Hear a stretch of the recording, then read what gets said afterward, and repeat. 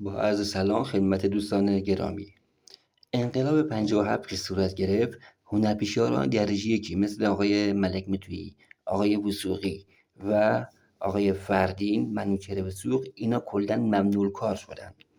پس اداره ارشاد آن زمان که میخواست جسد هنر دوست بگیرد و میخواست سینماها و صنعت فیلمسازی تعطیل نشود، از هنرپیشه‌های درجه سه و سیاه لشکران قبل از انقلاب مثل آقای جمشید مشایخی، عزت‌الله انتظامی و علی نصیریان کمال بهره را بردند. یعنی اینا کسانی بودند که در فیلم‌های قبل از انقلاب نقش سیاه لشکر و فوقش هنرپیشه‌های درجه سه و درجه چهار را داشتند.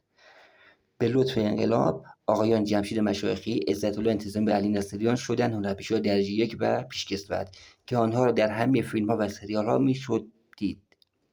ولی دوستان باید قبول کنیم که اگر همان هنرپیشه‌های درجه که قبلا باز مجال بازی بیافتند، اینها هیچ موقع به این سرعت پیشرفت نمی‌کردند، یعنی یک شبه راه 100 ساله را نمی‌بردند.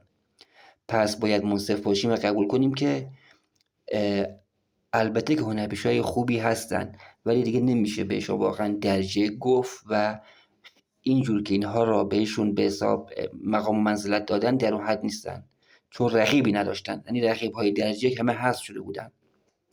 و ضمناً باید قبول کنیم که بعد از انقلاب آقای جمشید هاشمپور حدود 10 تا 15 سال به تنهایی جور سینمای ایران را کشید و نقش یک سوپر استار را به کمال و تمام اجرا کرد.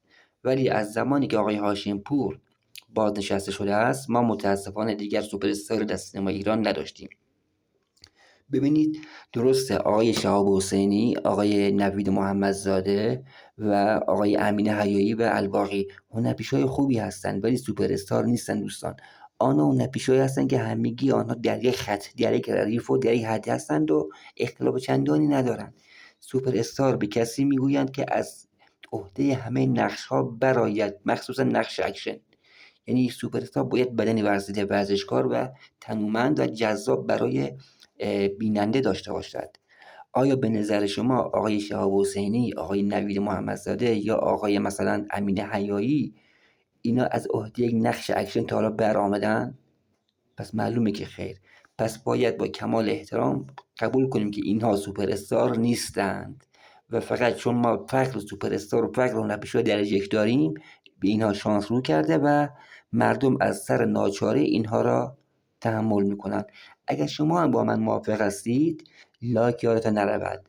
باید قبول کنیم که همه اینها که من گفتم در حد شاگردان آقای هاشمپور هم حساب نمیشوند.